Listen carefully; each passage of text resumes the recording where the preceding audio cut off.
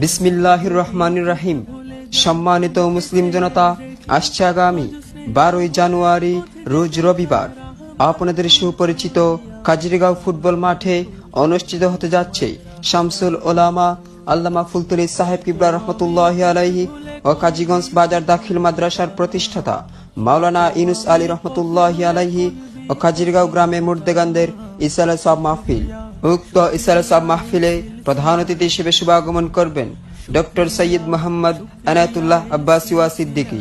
Doctor Syed Mohammad আনায়াতুল্লাহ Abbasi ওয়া সিদ্দিকী। বয়ান বিকাল 2টা 30 মিনিটে।